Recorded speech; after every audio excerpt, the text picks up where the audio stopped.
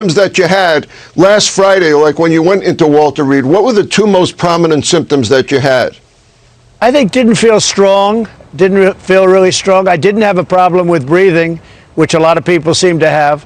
I had none of that, but I didn't feel very strong. I didn't feel very vital. I didn't feel like the president of the U.S. should feel. And I knew there was something a little bit off. And the doctors at Walter Reed were incredible. They came from Johns Hopkins. They came from everywhere. It's good to be president, I guess, but they were really great people. But I would say more weakness than anything else, Mark. You would feel comfortable. Can you tell me a little bit about the tests you had in the hospital? Did you have a CAT scan? What did that show? Yeah, they tested the lungs. They have incredible equipment at Walter Reed. In fact, they said, no, you could leave your jacket on. That's the first that's ever happened. Leave your shirt on, leave your jacket on. I said, I'll take it off anyway if you want. But literally, they tested the lungs. They checked for the lungs, and they tested it with different machinery. They have incredible stuff that I've never even seen before. And it tested good. Initially, I think they had some congestion in there. But ultimately, it tested good. And with each day, it got better. And I think that's why they wanted me to stay, frankly. But the CAT scans were amazing. The equipment was incredible. I've never seen equipment like this before. So that was Donald Trump's quote-unquote medical exam tonight on Fox News. It was on Tucker Carlson's show, but it was actually a pre-recorded interview with Marc Seigel, who's a doctor that's often on Fox News. So it wasn't really live or with Tucker.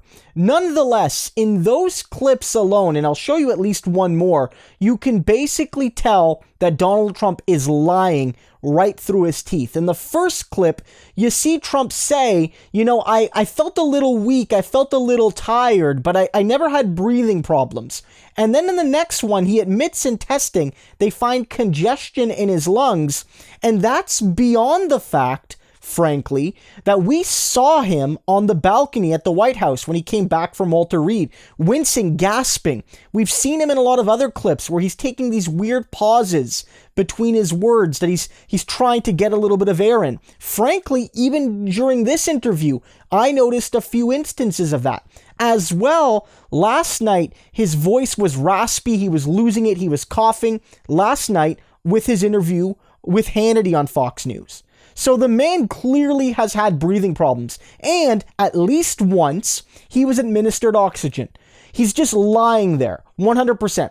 And here's him basically admitting that he is not, as of yet, free of COVID. I'd love to do it. Are you tested? I heard you said you were going to test again today. Have you been retested? I have been retested. And I haven't even found out numbers or anything yet, but I've been retested, and I know I'm at either the bottom of the scale or free.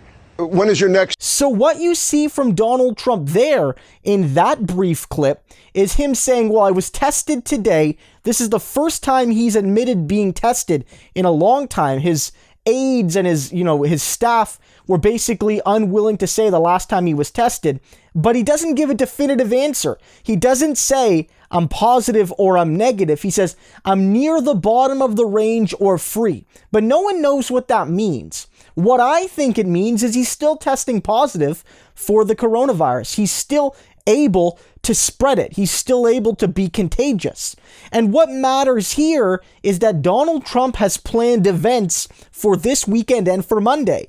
He's planned a balcony speech at the White House this coming Saturday. Maybe he'll be far away from people, but he's still not social distancing from staff and all the other people that will be around him.